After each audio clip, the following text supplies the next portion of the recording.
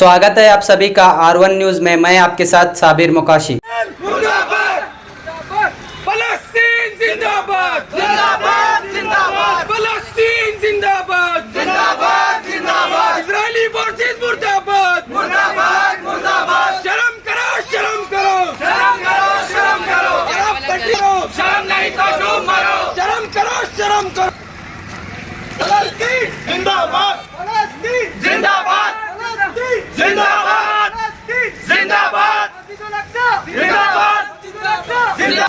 जिंदाबाद मुर्दाबाद मुर्दाबाद मुर्दाबाद मुर्दाबाद मुर्दाबाद शहीद फलस्तीन जिंदाबाद जिंदाबाद जिंदाबाद फलस्तीन जिंदाबाद जिंदाबाद मुर्दाबाद मुर्दाबाद इजरायली फोर्सेस मुर्दाबाद मुर्दाबाद मुर्दाबाद मुर्दाबाद मुर्दाबाद मुर्दाबाद मुर्दाबाद इजरायली फोर्सेस मुर्दाबाद इजरायली फोर्सेस मुर्दाबाद आवाज फलस्तीन जिंदाबाद जिंदाबाद जिंदाबाद फलस्तीन जिंदाबाद जिंदाबाद जिंदाबाद फलस्तीनी शहदा जिंदाबाद जिंदाबाद जिंदाबाद फलस्तीनी मुजाहिदीन जिंदाबाद जिंदाबाद जिंदाबाद फलस्तीनी मुजाहिदीन जिंदाबाद जिंदाबाद जिंदाबाद फलस्तीनी मुजाहिदीन जिंदाबाद जिंदाबाद जिंदाबाद फलस्तीन जिंदाबाद फलस्तीन जिंदाबाद फलस्तीन जिंदाबाद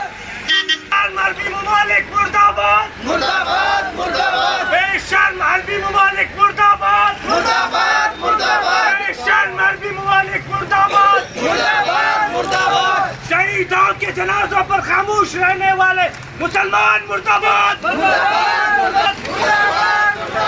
ज़मीन फरोश मुर्दाबाद मुर्दाबाद मुर्दाबाद फलस्तीन जिंदाबाद जिंदाबाद जिंदाबाद और आपके बेगैरत मुसलमान मुर्दाबाद मुर्दाबाद मुर्दाबाद मुर्दाबाद बेगैरत मुस्लिम ममालिक मुर्दाबाद मुर्दाबाद मुर्दाबाद ज़मीन फरोश मुसलमान मुर्दाबाद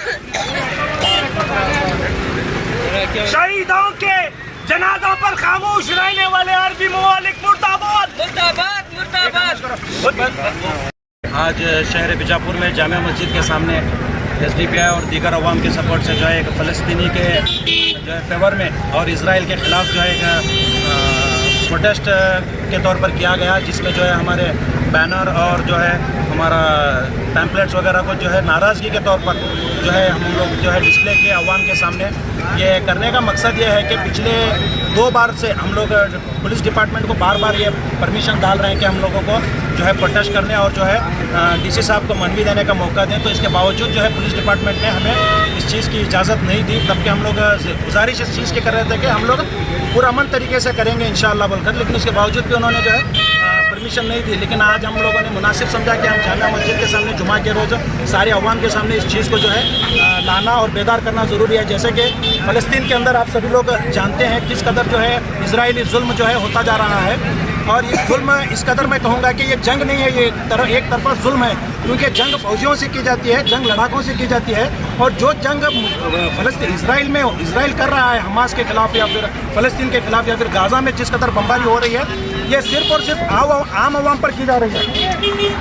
ये एक आम आवाम पर की जा रही है, जैसे कि टारगेटन तौर पर अस्पताल को कभी टारगेट बनाया जा रहा है और लाखों के हज़ारों की तादाद में जहाँ पर लोगों को जो है मार दिया जा रहा है, और जो है स्कूलों को टारगेट बनाया दिया जा रहा है, और ऐसे पानी पीने की जहाँ पर पानी मुहैया है वहाँ पर पानी पीने के लिए जमा हुए अवाम के ऊपर बम फेंका जा रहा है। तो ये बुज़दिल कौम, ये इजरायली बुज़दिल कौम ये फ़ौजी लड़ाकों से ना लड़ पाते हुए जो है ये आम लोगों की जानें लेकर लोगों को जो है तकलीफ पहुंचा रही है। और जिस कदर फ़लस्तीन पर जो ख्वाब इसराइल का है कि हम लोग कब्ज़ा करेंगे, ये कभी नहीं होने वाला इंशाल्लाह, क्योंकि फ़लस्तीन में मौजूद जो मर्द मुजाहिदीन है वो इंशाल्लाह क़यामत तक लड़ते रहेंगे, लेकिन तुम्हें जो है फ़लस्तीन पर कब्ज़ा करने का मौका नहीं देंगे इंशाल्लाह। आने वाले दिनों में यही फ़लस्तीनी मुजाहिदीन जो है मस्जिद अक्सा पर भी अपना कब्ज़ा करेंगे। और मेरी गुजारिश है हमारे इंडिया गवर्नमेंट से कि UNO में जिस कदर आपने वोट किसी को भी ना देकर न्यूट्रल रखा, ये गैर इंसानी फैसला है, क्योंकि हमारा देश इंडिया हमेशा से फ़लस्तीनी फेवर में फैसला सुनाता आया हुआ है और फ़लस्तीनी फेवर में जो है अपनी बात रखते हुए आया है।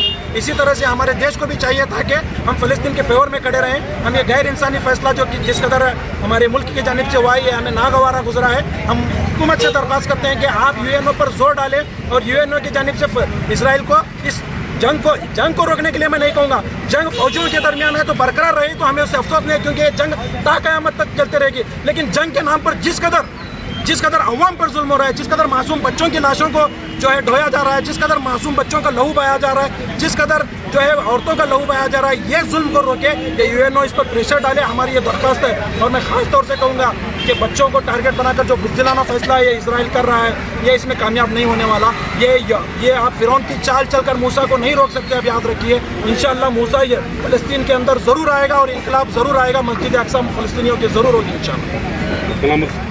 मेरा नाम अताउल्लाह कराची, SDPI जिला सदर। और एक बात मैं मेरे मुल्क के लोगों से, मुसलमानों से कहना चाहता हूँ कि मेरे ख़ास तौर से बड़ी माज़रत के साथ मैं कहना चाहता हूँ इस बात को कि मेरे मुल्क के मुसलमान और मेरे उलमा जो मेंबरों पर खड़े होकर अपने ख़यालात का इजहार करते हैं, मुल्क के हालात से लोगों को रूबरू कराते हैं, मैं गुजारिश करता हूँ बड़े अदबाना तरीके से कि आप लोग रास्तों पर आएँ, आप लोग अव्वल सफ़ में आएँ। आप लोगों के पीछे खड़ी होने वाली मुसलमान कौम, याद रखिए, आपके इशारे पर अपनी जानों को लुटाने के लिए तैयार है। अपने ये हालात जिस कदर फ़लस्तीन में हो रहे हैं, ये यहूदी का एक नाजायज़ तबका इस मुल्क में भी बसता है, वो नाजायज़ तबका खुदा ना करे अगर कल के रोज़ यही चीज़ अगर हिंदुस्तान में दोहराने आए तो इसे मुंह तोड़ जवाब देने के लिए मेरे मुल्क के मैं ख़ास तौर से उलमा से कहता हूँ कि आप पहली सफ़ में खड़े रहें। आपके पीछे मुल्क की सारी अवाम जो है हमेशा से इंशाअल्लाह खड़ी रहेगी। आपके एक इशारे पर हम लोग जान देने के लिए तैयार हैं। आपको आगे आना होगा, क्योंकि ये मामले में पॉलिटिशियंस आगे नहीं आएंगे, क्योंकि पॉलिटिशियंस का अपना ज़ाती मफाद होता है, उनकी कुर्सियाँ उनको प्यारी होती हैं, कौम से ज़्यादा खून में लथपथ बच्चों से ज़्यादा उन्हें अपने ओहदे प्यारे होते हैं, जिनके तहत वो लोग आगे नहीं आएंगे। लेकिन आप लोगों को तो अल्लाह ताला ने कौम की रहबरी रहनुमाई के लिए भेजा है। आप याद रखिए इस चीज़ को, आप मत भूलिए। मैं एक अदना किस्म का इंसान आपसे इस बात की गुजारिश करता हूँ कि आप अवाम को एक करें, एक प्लेटफॉर्म पर लाएँ और आने वाले जिस कदर भी हालात मुल्क के अंदर पेश आएंगे उससे टकराने के लिए आप तैयारी में रहें इंशाअल्लाह। जमा होने का मकसद एक फ़लस्तीन की हिमायत में था। एक हमने एक जामिया मस्जिद के सामने एक बहुत बड़ी एक पीसफुल चैन के ज़रिए हमने आज का एक प्रोटेस्ट को कामयाब बनाया। आज का प्रोटेस्ट करने का मकसद ये था कि हम हिंदुस्तान की हुकूमत से ये दरख्वास्त करते हैं कि वो फ़लस्तीन की हिमायत के लिए अपनी हुकूमत को जारी रखें। और उसी के साथ साथ मेरा दुनियावी ममालिक से भी एक खिताब ये था कि आप फ़लस्तीन को एक कौम, एक मुल्क की हैसियत के लिए आप तमाम ममालिक उसमें मुदाखिलत करें। और हम यहाँ पर ये फ़लस्तीन के साथ यकजहती का इजहार करने के लिए आज हम यहाँ पर जमा हुए। तो ये हिंदुस्तान का एक इतिहास है कि फ़लस्तीन का कभी भी हिमायत करने वाला एक हिंदुस्तान का इतिहास है। गांधी जी से लेकर मौलाना अबुल कलाम आज़ाद से लेकर अटल बिहारी वाजपेयी तक सभी लोगों ने फ़लस्तीन की हिमायत की है। 1974 में 1974 में हिंदुस्तान एक वो पहला मुल्क था जिसने फ़लस्तीन को एक मुल्क के तौर पर तस्लीम किया था। और 1977 में अटल बिहारी वाजपेयी की वो कहीं भी बात मुझे याद आती है, उन्होंने कहा था कि इजराइलियों को फ़लस्तीन छोड़ देना चाहिए। जब भी फ़लस्तीन और इजराइल के मसले पर कोई मसला पेश आता तो अटल बिहारी वाजपेयी कभी भी फ़लस्तीन के साथ दिया करते थे। आज हमारी हुकूमत के प्रधानमंत्री को भी इस बात को समझने की ज़रूरत है, क्योंकि उन्हें चाहिए कि वो फ़लस्तीन के हक़ में अपना वोट दे। और एक चीज़, 1943 में जर्मनी में हिटलर ने जिन यहूदियों को मार कर भगाया था, उन्हीं में कुछ यहूदी बच गए थे। उन्हें दुनिया का कोई भी मुल्क पनाह देने के लिए तैयार नहीं था। यही अमेरिका, जिसका पालतू कुत्ता आज इजराइल है, जिसकी नाजायज़ औलाद आज इजराइल है, यही इजराइल को अमेरिका पनाह देने के लिए तैयार नहीं था। उस वक्त मेरे भाई और मेरे बहनें फ़लस्तीन वालों ने उन्हें पनाह दी थी। जिन्होंने उन्हें पानी पिलाया, आज उन्हें पानी से दूर किया जा रहा है। जिन्होंने उन्हें रहने के लिए छत दी थी, आज उनके सरों की छतों को वो छीनने की कोशिश कर रहे हैं। जिन्होंने उन्हें उनकी ज़मीन में रहने के लिए जगह दी थी, आज उन्हें उसी ज़मीन से बेदखल किया जा रहा है। ये सब किया जा रहा है। 14 मई 1948 योम नकवा के तौर पर याद किया जाता है। 1948 योम नकवा हमें याद रखना चाहिए। जब से लेकर इजराइल आज तक फ़लस्तीन में अपनी बस्तियां आबाद करते जा रहे हैं और अक़वाम मुत्तहिदा के कानून की धज्जियां उड़ाते जा रहे हैं, फिर भी अक़वाम मुत्तहिदा को इसकी खबर नहीं है। 28 अक़वाम मुत्तहिदा की 28 कारदातों को इजराइलियों ने खिलाफ वर्जी की, फिर भी अक़वाम मुत्तहिदा खामोश है। हमारे मुस्लिम हुक्मरानों को शर्म करनी चाहिए, हमारे मुस्लिम हुक्मरानों को शर्म से डूब मरना चाहिए, क्योंकि वो फ़लस्तीन के हक़ में एक बात करना नहीं चाहते। उन्हें समझना चाहिए, अगर आज वो बेदार नहीं हुए तो फिर तारीख उन्हें कभी नहीं माफ़ करोगी। और कल के दिन, यौम महशर के दिन, प्यारे नबी सल्लल्लाहु अलैहि वसल्लम और अल्लाह ताला के सामने वो मुँह दिखाने के काबिल नहीं रहेंगे। इसलिए मैं अरब ममालिक से गुजारिश करता हूँ कि वो फ़लस्तीन के हक़ में बोले, वो फ़लस्तीन के हक़ में लड़े। बस आज के इस एहतजाज से मेरी इतनी ही गुजारिश थी।